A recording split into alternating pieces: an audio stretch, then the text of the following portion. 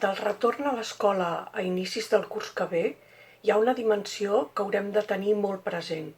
la relació amb les famílies. Aquestes famílies que ara, durant el confinament, han estat aprenent moltes coses dels seus fills, de l'aprenentatge, de l'estil d'aprenentatge dels seus fills,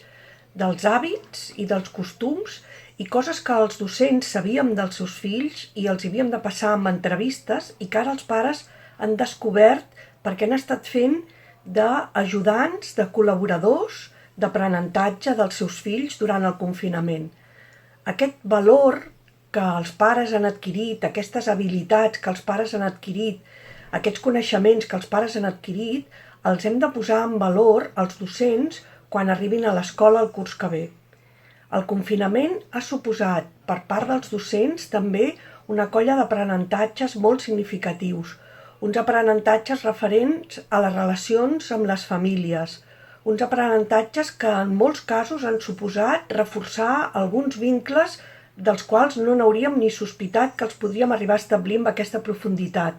perquè hem estat acompanyant les famílies, hem estat al seu costat, estem fent un contacte a través d'uns canals que no hauríem pensat mai. Doncs bé, aquests aprenentatges que les famílies han fet, els adults de les famílies i els nois i noies i els nens i nenes, sobre si mateixos com a facilitadors o com a aprenents, i aquests aprenentatges que els docents hem fet d'establiment de vincles amb les famílies, no els podem tirar per la borda quan el curs que ve ens trobem i haguem de preparar les reunions d'inici de curs amb aquestes famílies. Ens hem d'anar preparant ja ara per fer una cosa que posi aquestes experiències que estem tenint en valor. Aquesta cosa és reflexionar-hi, tenir en compte que els pares i mares i que nosaltres no només estem vivint, sinó que podem compartir la reflexió sobre això que estem vivint. I a l'hora de començar el curs, quan haguem de dissenyar aquestes reunions d'inici de curs, que hauran de tenir en compte l'acollida d'aquest temps que no hem estat junts, però també hauran de tenir en compte les incerteses que contindrà el curs que ve, hem de capitalitzar, hem de posar en valor, hem de preparar aquestes reunions amb aquests coneixements i aquestes reflexions que hem fet prèviament.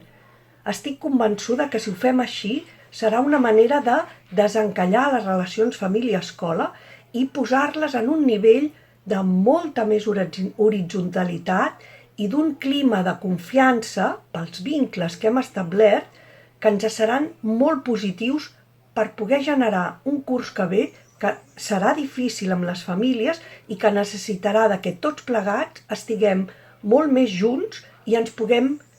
parlar i explicar les coses. Per tant, les reunions d'inici de curs del curs que ve no poden ser unes reunions en què els docents expliquin i els pares escoltin. Han de ser unes reunions ja preparades conjuntament amb una comissió de pares, amb una comissió de l'AMPA, en què puguem posar